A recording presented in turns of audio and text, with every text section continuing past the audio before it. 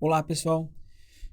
Nós estamos aqui continuando, então, o nosso estudo sobre algoritmos aleatorizados, tá?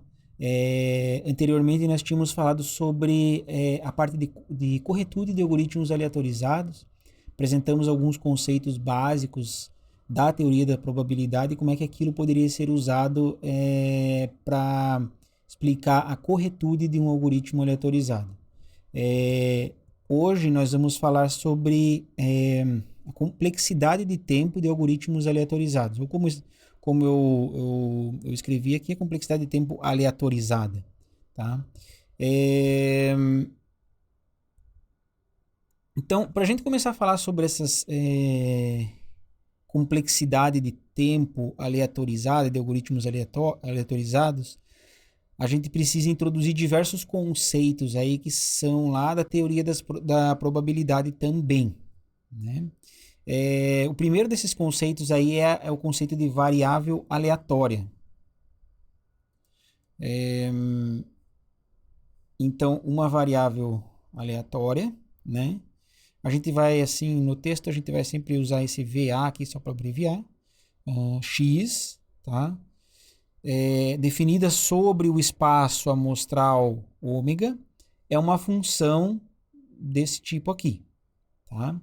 Então, assim, isso é uma definição, tranquilo. A gente consegue ler esse tipo de definição matemática assim, sem apelar para a semântica do que significa, né? Então, assim, pensa que uma variável aleatória, a definição dela é uma função, né? Uma função, igual se a gente tem uma função, né? Que temos variáveis, tá? Nesse caso aqui, a função é um x maiúsculo, tá? É, ele foge um pouco daquele padrão de a gente usar letras minúsculas aqui, mas tudo bem, tá? E as variáveis, né, são elementos do espaço amostral, tá? Então, elementos do espaço amostral, tipicamente, a gente sabe, são eventos, tá? Então, essa função x aqui, que é a variável aleatória, ela pega um evento e traduz num número real, certo? E para que serve esse tipo de função aqui, que a gente chama de variável aleatória? Porque não é assim, não é uma ideia nova, não é um requerimento novo a gente querer que elementos do espaço amostral, que como eu falei anteriormente, pode ser qualquer coisa, pode ser símbolos, podem ser letras, podem ser frutas, ou mesmo números, não é uma ideia nova a gente querer mapear essas coisas em números, certo? Então, por que a gente quer fazer isso? Porque a gente quer atribuir valores e depois fazer contas com esses números aí, tá? É, então, um exemplo aqui, né? Considere o lançamento de dois dados e uma variável aleatória x que representa a soma dos valores dos dois dados. Tá? Então, tipicamente a gente escreve assim, né? X representa a soma dos valores dos dois dados. Mas exatamente o que isso significa, né? Se x representa a soma de dois dados, a gente sabe que x são valores que estão entre 2 e 12, né? São 11 valores possíveis, né? Um não pode, porque se você vai somar, não tem dado com face zero, tá? É, e a gente sabe que se a gente está jogando dois dados, a gente tem 36 possibilidades, que é o nosso espaço amostral ômega, né? Quais são as possibilidades? São tirar 1 e 1, 1 e 2, 1 e 3, 1 e 4, etc. até o 6 e 6, né? São 36 possibilidades, né? E aqui, já mais um motivo de eu deixar o espaço amostral em termos de símbolos e não números, né?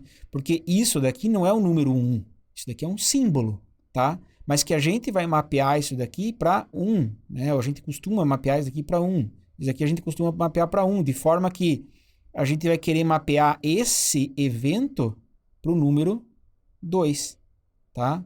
Então, é isso que é uma variável aleatória. Uma variável aleatória vai pegar um evento, por exemplo, vamos usar essa notação aqui, né? Dos dadinhos aqui. Vamos pôr isso daqui e o 3, né? O símbolo que representa o 3. E isso daqui a gente vai mapear no número, por exemplo, 4. Tá? Então, novamente, aqui ela recebe como parâmetro um evento e, né, gospe aí como saída um número real. Certo? Isso é uma variável aleatória. Apesar de a variável aleatória ter esse formato aqui, né? Como eu falei, é uma função que recebe um evento e gera como saída um número. Apesar disso, a gente não... dificilmente você vai ver alguém usando dessa forma aqui, tá? O que você vê muita gente fazendo é assim, ó, isso daqui, tá? Então, assim, você vai poder, por exemplo, falar assim, ó, qual que é a probabilidade do x, a variável x, assumir o valor a, né? O que que isso significa? Né? A gente, de certa forma, está usando uma notação aqui que não é bem a correta de conjunto, de funções, né? Tá? Então, quando você vê x igual a isso vai representar um conjunto, que é o seguinte conjunto. São os elementos, né? Na verdade, os eventos do espaço amostral, tal que quando você aplica a função que é a variável aleatória naquele evento, ela se traduz no número A. Tá? Então percebam que pode haver diversos eventos do espaço amostral que traduz num número específico. Né? Por exemplo, se a gente está pegando lá no caso dos dados, se eu perguntar se aqui A fosse 5, né, tem diversos eventos, tá, que me dão o número 5. Tá? A gente já vai ver um exemplo aqui embaixo, então eu não vou me incomodar em dar mais detalhes sobre isso. Mas assim, e aí quando você fala assim, qual que é agora, probabilidade do x ser igual a A? Porque é só isso que a gente vai ver escrito. A gente já não vai mais usar a notação, vamos dizer, a notação mais formal, assim, né? Porque senão fica muito carregada a notação. Então a gente vai fazer probabilidade do x igual a A, o que que isso significa? Significa você somar, tá, as probabilidades de cada um dos eventos do espaço amostral que mapeiam no número A. Certo? Tá? Então é um pouquinho complicado assim, né? Mas no fundo vai bater com a nossa intuição, né? Porque, por exemplo, vamos supor aqui, o evento x igual a 4. O que significa x igual a 4? Significa a função que aplicada em determinados eventos vai me dar o número 4, né?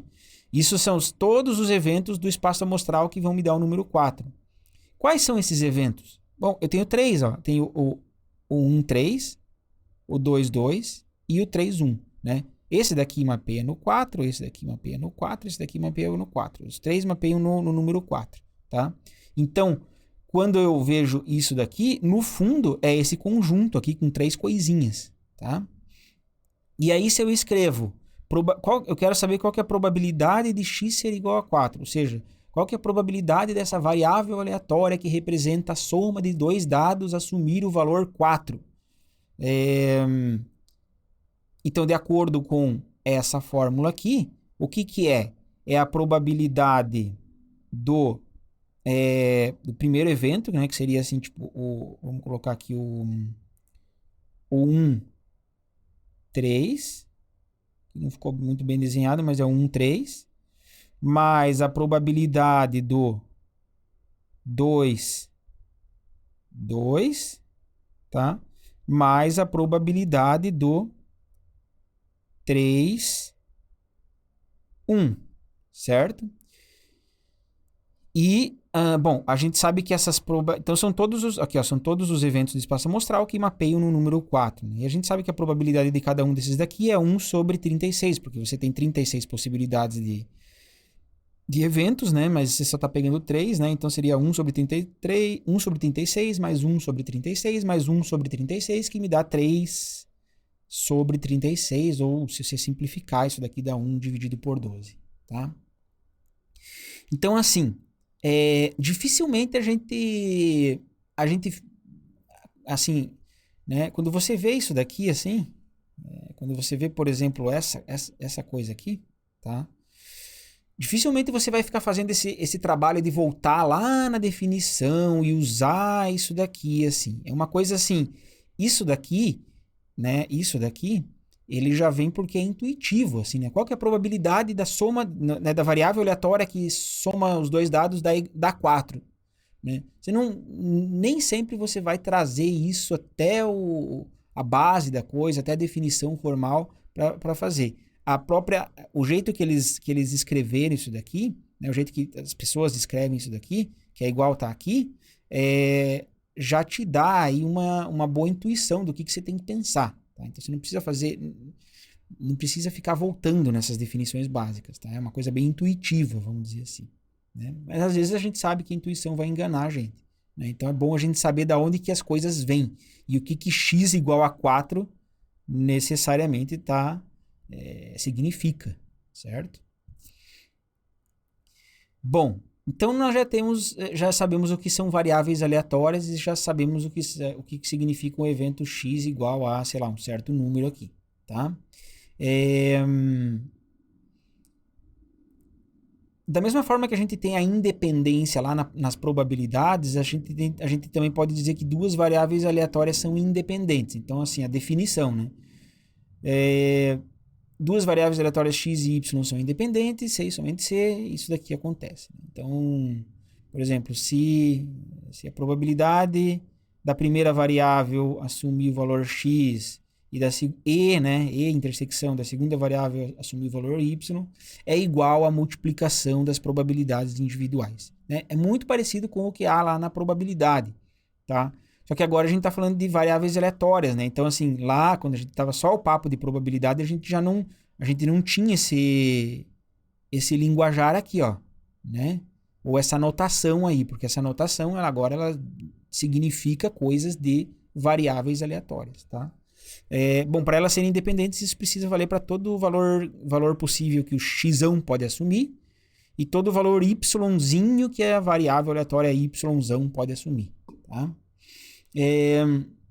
Novamente aqui vale as observações que foram feitas lá na aula de probabilidade, porque a independência ela tem a ver mais com o contexto, apesar de ser uma definição, mas como é que a gente sabe se isso daqui é uma verdade? Geralmente tem a ver com o contexto, tá? Mas, enfim, essa discussão já foi feita lá e ela vale também para cá, né?